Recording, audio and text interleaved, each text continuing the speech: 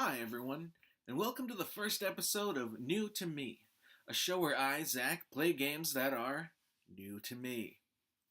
This isn't a regular review show, but a highly subjective, personal take on games from my perspective. Sometimes I'll be talking about new games, and sometimes I'll be talking about classics I missed the first time around, or slightly older titles that I simply hadn't gotten around to until now. Which brings us to our first game, Call of Duty Infinite Warfare. Normally, I don't like to talk about the price of a game when I'm discussing its merits, but Infinite Warfare is a unique case.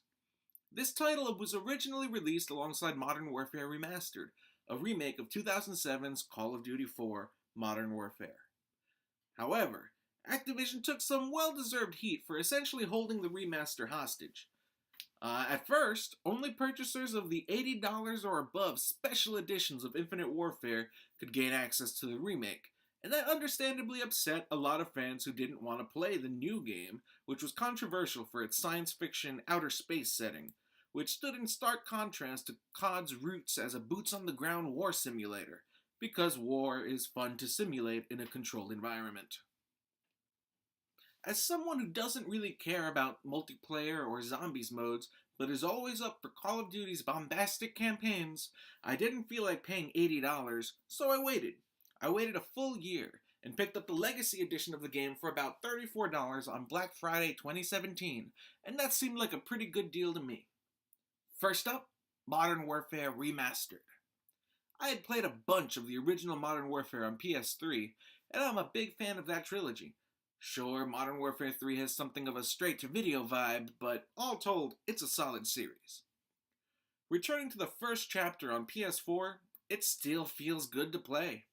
In some ways, it's easy to forgive Call of Duty's perceived lack of innovation, since the concrete foundation set by Modern Warfare is still just as strong as ever. From corridor-based, tightly scripted firefights to more epic battles with dozens of enemy combatants at a time, Modern Warfare is a high adrenaline thrill ride, from the drop into the cargo ship in Crew Expendable to the drop out of the passenger jet in Mile High Club. There are some differences in this new version of the game that I noticed, like how Makarov and Yuri make an appearance at Price's failed assassination attempt on Zakayev, or how poor Lieutenant Volker gets a new animation for when he's thrown out of the airplane during the infamous nuclear detonation scene, as well as extra dying soldiers on the ground during the aftermath of said detonation, but those extra flourishes will only really be noticed by hardcore fans of the original game. If I have one complaint, it's that I suck at video games. I mean, that's gotta be it, because after clearing the story, I tried again on hardened difficulty and got my butt kicked. I struggled with the first few levels before deciding I really didn't need that gold trophy. Modern Warfare is definitely tougher than its sequels, and maybe even the Treyarch games.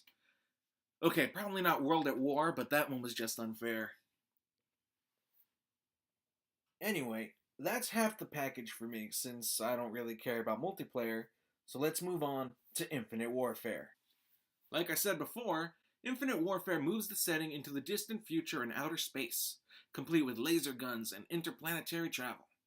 I think there's a greater reason to this than just to shake up the formula in a wildly unexpected direction. I think it's done to create a safe setting for the risky story the game attempts to tell. Brian Bloom is credited as the game's writer. In addition to his numerous voice acting credits, Bloom is probably best known for writing the A-Team movie and starring as its main villain. Here he stars as the main player character, Nick Reyes. Okay, be warned, I'm gonna spoil the ending of the game, so if you don't want any spoilers, then stop watching now or use the timestamps to skip to the post-spoiler remainder of the video. The Modern Warfare trilogy is perhaps a bit too subtle in its indictment of mindless nationalism and uninformed patriotism, and the Treyarch games aren't quite as smart as they think they are, but Infinite Warfare does something really cool with its story, though this does come at the expense of its structure and gameplay. While Infinite Warfare is still a largely linear affair, it does have a bunch of side missions which are largely optional and don't contribute much to the story. They do, however, put the player in a routine of doing a mission, checking in with the quartermaster, the chief engineer, the flight deck officer, and the rest of the crew. It gets kind of boring, and the missions are pretty repetitive, especially when you're in your jet fighter, which isn't as cool as it sounds, unfortunately. It's fine, but not interesting or varied enough to justify the amount of time you spend in the cockpit. However, this all pays off in the final mission of the story. Throughout the whole game, Reyes has a fear of putting his men's lives in danger, and laments the fact that he even has command of the Retribution, since its captain and first officer were killed in a suicide attack on the enemy vessel. During the last leg of the game, though, the fight against impossible odds calls for massive amounts of sacrifice from the soldiers under Reyes' command. One by one, nearly every single character who you fought alongside gets killed, either in heroic sacrifice, a painfully slow death by bleeding out, or an unexpected hail of gunfire. It gets pretty intense and actively made me dislike playing the game. Not because it was bad, but because the game was slapping me in the face for enjoying all the killing, and forcing me to watch while the soldiers under my command all get killed off for the sake of the mission. The final image in the game shows a statistic of the hundreds of people who served on board the Retribution and the number of survivors. Only 4, followed by the profoundly unsatisfying message, mission accomplished. Despite, or perhaps because of its sci-fi setting, Infinite Warfare really drives home the fact that war, even when fought for a just cause, takes a tremendous toll on human potential. May the road rise to meet you. May the wind be at your back. May the sun shine warm upon your face. And may the rain fall softly upon your fields.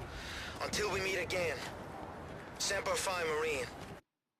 Reyes' last words before he dies are, "Finish the mission! That's an order!" And the other Retribution crew echo a similar sentiment in their final moments. The mission comes before their lives, and the mission is to kill as many of the bad guys as they possibly can. I think they were only able to pull this off by using a completely fictional conflict in a totally fantastical setting. If this game had been set in World War II or Iraq, or even fictionalized versions of those conflicts, that message could be seen as disrespectful to the military or an indictment of those conflicts.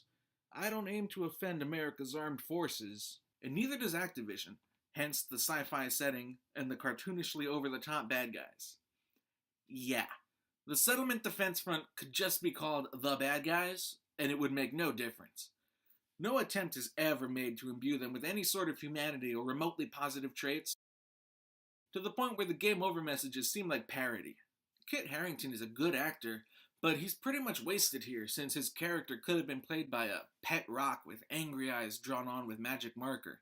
And he doesn't really do much beyond giving eye-rolling inducing speeches on video monitors and shooting his own guys to show how compassion is a weakness. It's pretty dumb, but I guess it had to be to justify the mass sacrifice of the Retribution's crew in the ending. If peace through diplomacy is an option, then their deaths have less meaning. I guess that's why America being preemptively struck and left with no choice but to strike back or face annihilation is such a popular theme in Call of Duty, as shown in Modern Warfare 2, Ghosts, and Black Ops 2, just off the top of my head. All that being said, how does Infinite Warfare rank in the pantheon of the series? To me, not very high. I didn't much care for the space biplane sections, and the middle act of the game is devoid of much personality. It all pays off in that excellent ending, but it doesn't have the same replay value as older titles. Plus, on subsequent playthroughs, if you skip most of the side missions, Infinite Warfare might just be the shortest Call of Duty campaign of them all. The ballistic shield subweapon is really cool, and anti-gravity grenades are good for a laugh, but beyond that, the gunplay is surprisingly routine. There's one level with a robot horror feel to it that manages to stand out as particularly memorable, but beyond that and the jumbo-sized final mission, which is just epic, there's little here that hasn't been done before. It's a decent first-person shooter, and the story alone makes it worth a single playthrough, but I don't see myself going back and giving it another go unless I embark on some kind of marathon Call of Duty bender. I don't give a hoot about zombies mode, but I played one round and was fleetingly amused. But I still don't care. One thing that's cool is the arcade where you can play classic Atari 2600 games, but get this, they have River Raid 2, but not the original, which is superior in every way. In my opinion, River Raid stands shoulder to shoulder with the likes of Gradius and Ikaruga, and is just an all-time classic. In River Raid 2, I can't even get my plane off the aircraft carrier. Oh, and one last thing. I did play a single match of multiplayer in Modern Warfare Remastered. It didn't go so well.